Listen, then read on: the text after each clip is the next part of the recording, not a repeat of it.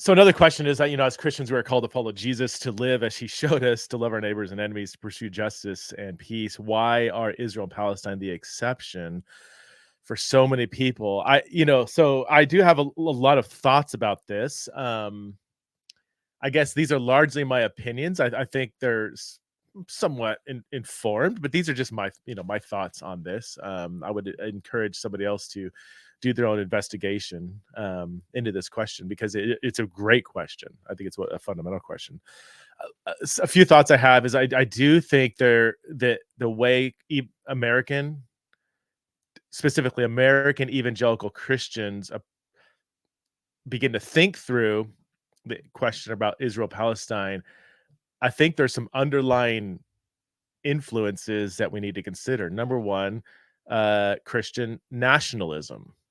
Um, and I'm not, maybe let's back off that term, because that can be controversial. Maybe Christian patriotism. How's that? That's a little more neutral. Like, I do think that evangelicals are so entrenched in a American first kind of thinking that that kind of America first way of thinking will influence how we think about other situations going on in other nations. We are also influenced by how um, information is spread throughout this America first sort of situation we are in. And I think this is not disputed that a pro-Israel perspective is so deeply entrenched in uh, the American dream, the American perspective, of a patriotic perspective, ever since. And there's been studies done on this, especially ever since 1967.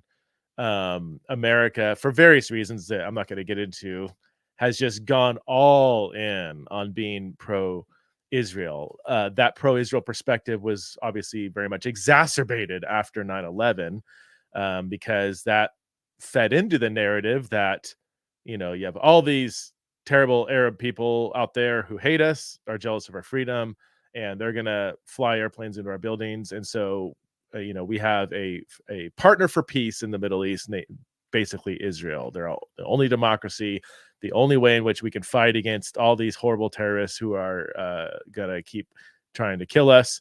And 9/11 just really solidified that. And that, I mean, just I've got issues with that whole narrative, but I mean, you'd admit that's a really powerful narrative. And so I think people, and this was me for almost my entire life, has just kind of absorbed that narrative without questioning it.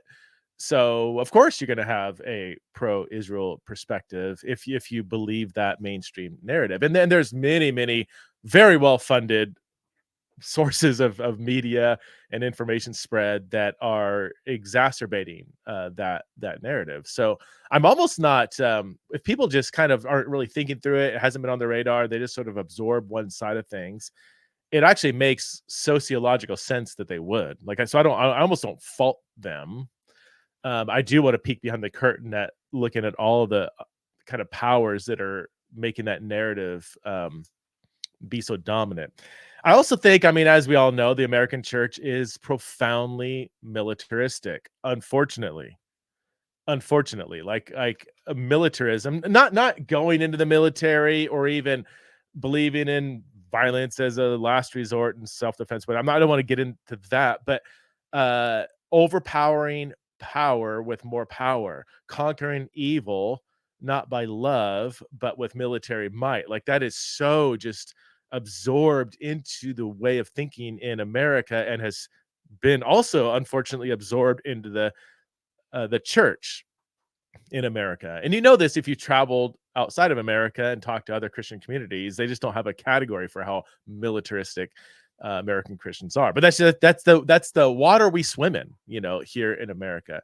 And so, the thought of um, Christians not thinking, how can we love our enemies and turn the other cheek when it comes to things like the ongoing conflict in Israel Palestine? I think there's some broader sociological factors that are shaping that way of thinking. So yeah, I would say the way Christians often think about conflict in the Middle East is a byproduct of a deeper, much deeper issue of things like patriotism and militarism. So those are the roots I think that need to be addressed. Um, Lastly, yeah, I will say, is it theology? Is it politics? I think it's a both and. Quite honestly, I know some Christians who would be very one sided on their thoughts on Israel Palestine, and it's not because of, for instance, dispensationalism.